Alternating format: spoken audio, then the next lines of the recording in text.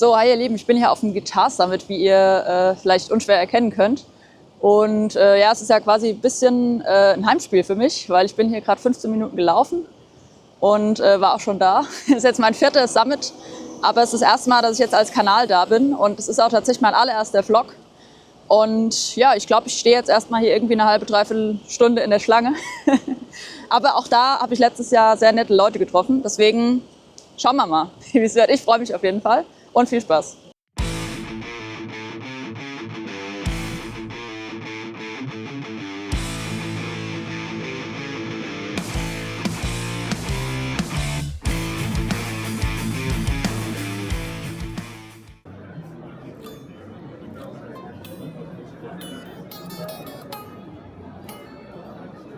So, wir sind bei Bake Shop Guitars und ich bin so ein bisschen über diese Gitarre hier, an dieser Gitarre hier hängen geblieben, weil die sieht halt einfach, ich dachte erst so, das ist so eine Frankenstrat vom Eddie, ne?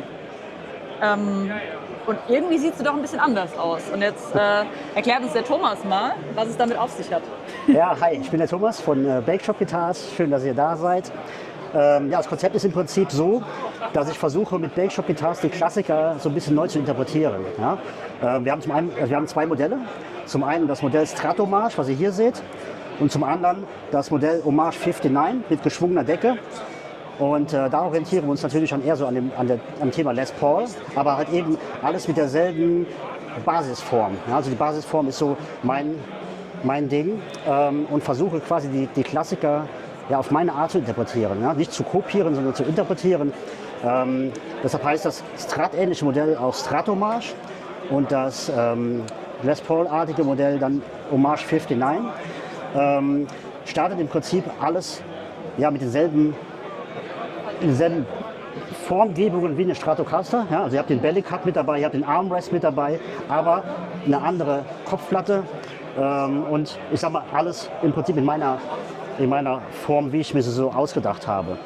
Das Ganze entsteht in der alten Bäckerei meines Großvaters, die ich ausgeräumt habe und da dann quasi meine Werkstatt reingebaut habe. Deswegen Bake Shop Guitars. Deshalb Bake Shop Guitars, ganz okay. genau, ja, tatsächlich. Da ist so der Gag so ein bisschen dahinter, die Familiensache so ein bisschen am Leben zu erhalten. Ne? Und wir sind ein frisches Unternehmen, als Sidekick quasi so ein bisschen. Wir sind jetzt zum 2. Mal beim Guitar Summit dabei und merken so die Belebung und haben eine riesen Freude dran. Ja, ja, sehr coole Gitarre. Ich habe eben, ihr habt schon ein Video gesehen oder ihr seht es gleich. Ich habe schon ein bisschen die angezockt. Die Van Halen hast du angezockt. Genau, die Van Halen ja. habe ich angespielt. Ja. Also hat sich richtig gut angefühlt. Ja. Und ich hab dann irgendwann den Tone-Knob gesucht, beziehungsweise ich wollte die Pickups umswitchen. Und dann ist mir auf einmal so aufgefallen, es ist ja eine Eddie, ne? Also der hat genau. keine Das ist drin. eine Dummy Coil, also das ganze System hier hat mir der Fabian Wolter von Amber Pickups Custom gemacht. Klar, Custom im Prinzip, weil keine Wicklungen drauf sind. Und hier der ist auch Custom gemacht, weil er hat ihn so nicht im normalen Angebot, weil der einen sehr hohen Output hat, wie das Original auch mit 14,4 Kilo Ohm. Einen sehr hohen, also sehr krassen Overdrive drin. Das haben die anderen Modelle nicht. Also es sind auch überwiegend Amber Pickups drin, teilweise Harry Häusl Pickups drin. Hier ist die Schaller Lockmeister 6 drauf. Also alles nur Hardware auf einem sehr hohen Standard eigentlich. Wenn ihr mal hier schaut, ist Gerhard Schwarz drauf. Ja? Also auch sehr vintage orientiert, die Gold Top. In dem Fall dann mit Double Whites als Spirit of 59, also auch von Amber gemacht.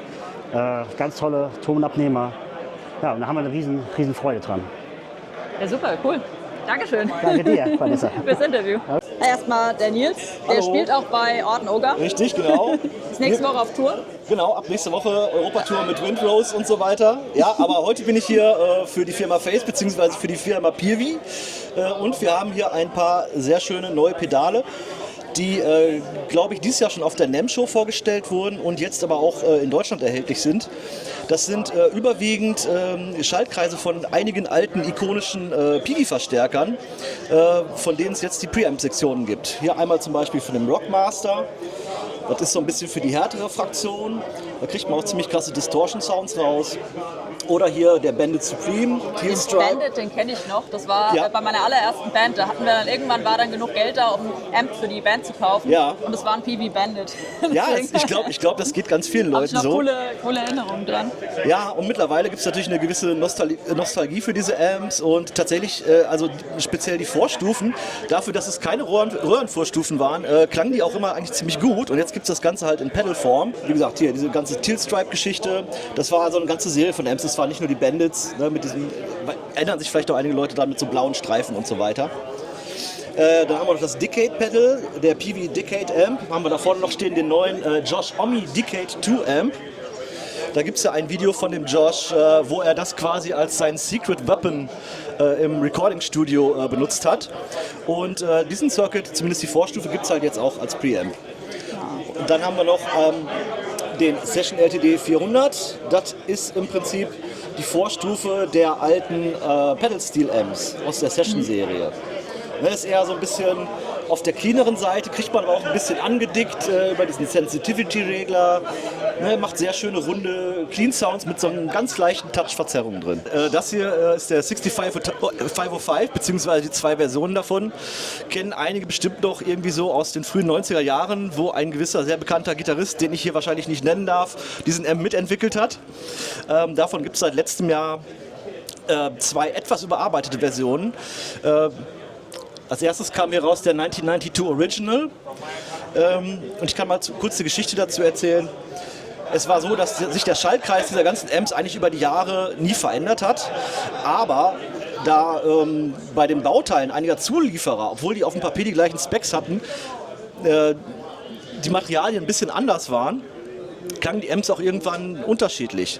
Und dann kam tatsächlich der Misha Mansour an, der diesen Invective Amp ja mitentwickelt hat und hat gesagt, hier die neuen PV6505 klingen gar nicht mehr so wie die alten. Könnt ihr da mal reingucken? Und dann ist aufgefallen, dass die Transformatoren offenbar einen anderen Klang machen, also die Ausgangstransformatoren. Und das ist das Einzige, was quasi bei den PV6505 Amps jetzt neu gemacht wurde. Und der hat wieder wesentlich mehr mittigeren Sound und diesen Mittengrowl, den man so haben will. Und da haben wir natürlich in zwei Versionen. Einmal in der quasi ein- bzw. zweikanaligen Version, das ist der 1992 Original. Und in der zwei- bzw. dreikanaligen Version 65052 mit Klangregelung für den Rhythm Channel und Klangregelung für den Lead Channel. Ja, da haben wir noch die ganze Invective-Reihe. Macht natürlich auf dieser Messe speziell Sinn, den zu zeigen, da wir auch unseren Stargast Misha Mansour dieses Jahr da haben, der diesen Amp mitentwickelt hat. Und davon gibt es halt eine große 120 Watt Version mit ganz vielen tollen Features, eingebautem Gate, eingebauten Boosts und so weiter. Und fast die gleichen Features findet man tatsächlich auch auf dem Invective Combo und auf dem Invective Mini-Head.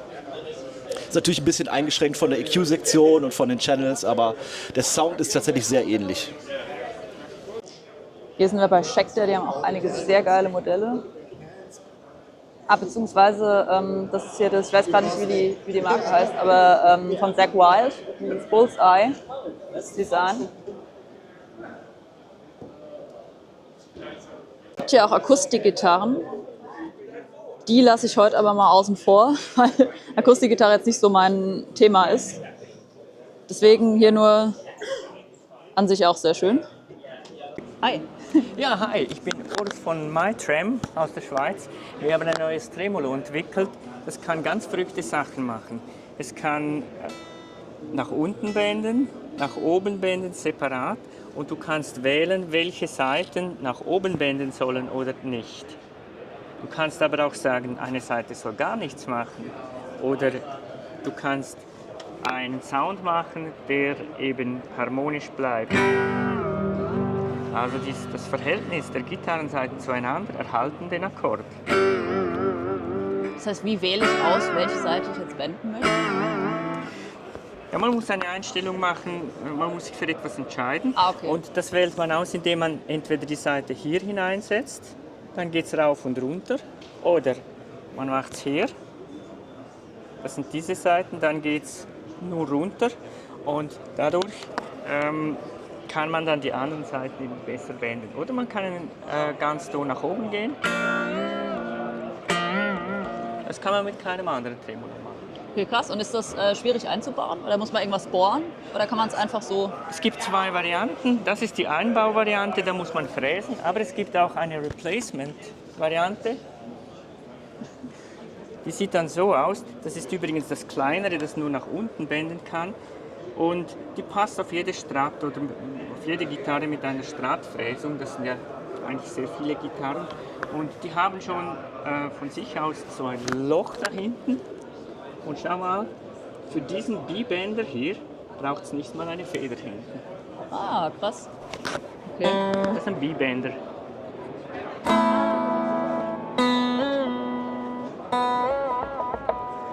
Die anderen machen nichts. Ah, krass. Da kannst du wirklich tausende von verschiedenen Einstellungen machen. Ist sehr ein kreatives Tool. Du kannst aber auch einfach deinen Sound finden und deine eigene Einstellung machen. Ja. Das heißt, wäre das dann eher für Strats geeignet und das da eher für Les Paul Style? Oder? Les Paul Style würde ich nicht sagen. Hier muss man einfach zusätzlich eine Fräsung machen, damit es ein bisschen tiefer ist. Diese ist tiefer und bei der hier muss man die ist einfach einfacher einzubauen. Da kann man, ich zeige schnell noch das andere Teil, kann man ganz einfach hier 5 Schrauben direkt ins Holz schrauben und das sieht nachher auch niemand mehr, wenn man das allenfalls wieder mal wechselt. Okay, cool.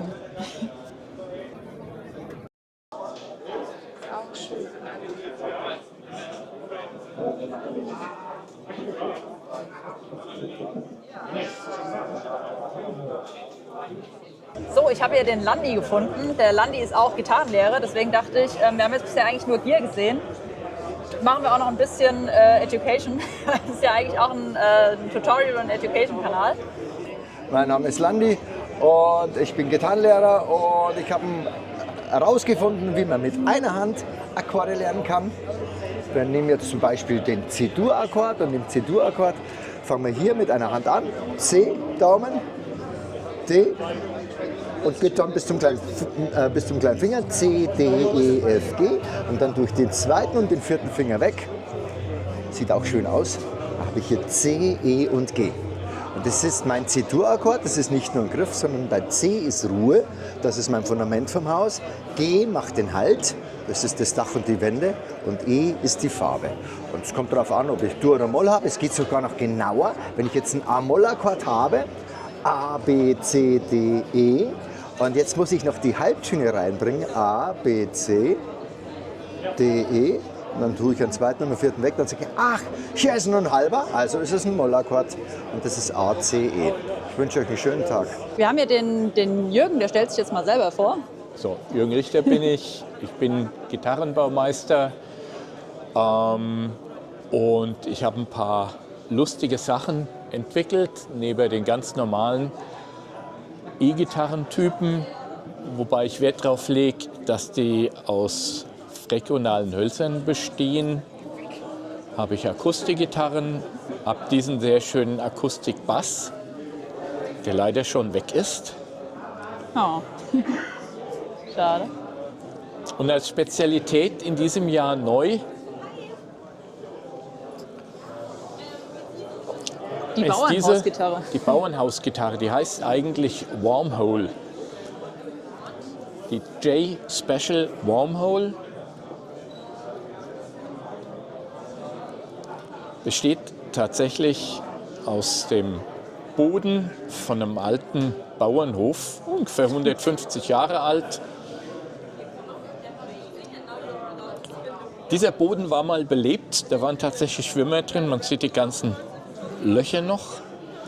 Ich habe allerdings durch eine Wärmebehandlung dafür gesorgt, dass eventuell noch vorhandene Besetzer vertrieben worden sind. Da ist auch keine neuen mehr zukommen. Da sind auch keine neuen mehr drin, nein.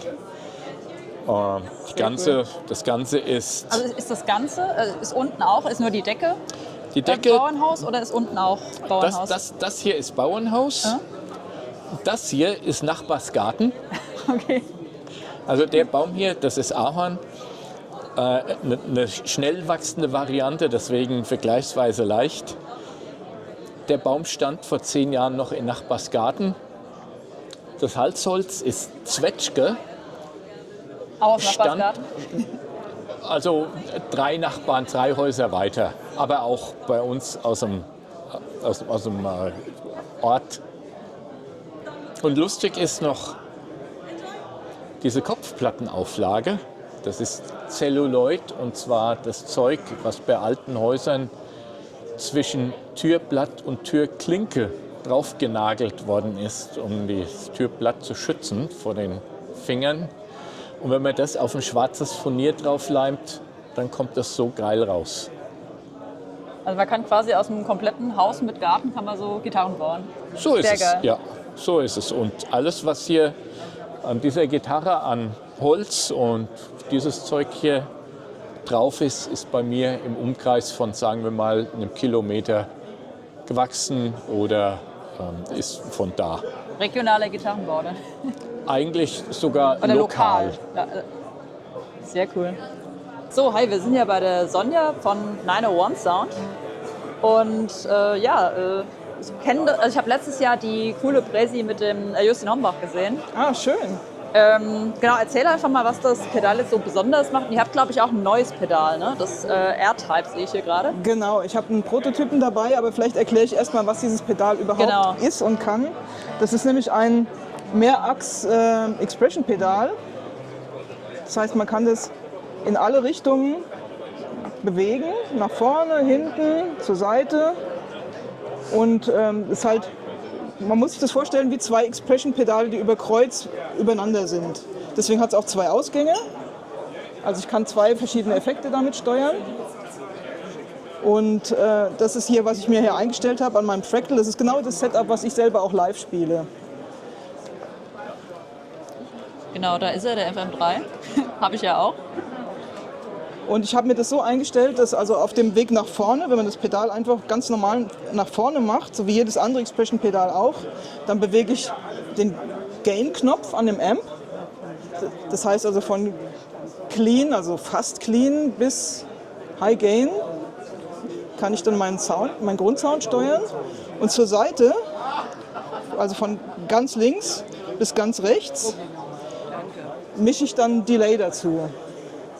Okay, das kann man eigentlich auch mit allem belegen. Also man könnte jetzt auch sagen, Man kann- rechts Reverb oder was auch immer. Ja, ich habe auch hier ein paar abgefahrene Sounds dabei, wo man sich irgendwie einen Harmonizer dazu mischt, also dass man am Ende vielleicht wenn du Solo spielst, am Ende von der Linie dann nochmal auf der letzten Note dann so einen Akkord aufgehen lassen kann, so ganz sanft oder so. Kann man alles machen. Sehr cool. Und was ist jetzt der Unterschied oder was kann jetzt der R-Type, der Prototyp, den wir gleich hier sehen, Moment, wenn ich die Kamera richtig bewege, genau. Was ist da jetzt nochmal neu?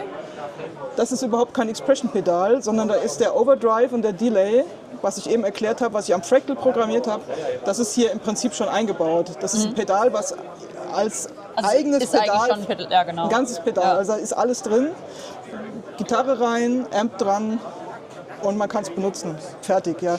Ohne Programmieren, ohne zu wissen, wie irgendwelche Übertragungskurven sind, wie irgendein MIDI funktioniert oder so. Okay, cool. Das gab es auch noch. War das MIDI eine Zusatzfunktion? Also Oder war es das gibt ein eine- extra MIDI-Pedal bei mir. Genau, das war ein extra Pedal, ne? Genau, ich habe es hier mal am Tonex angeschlossen.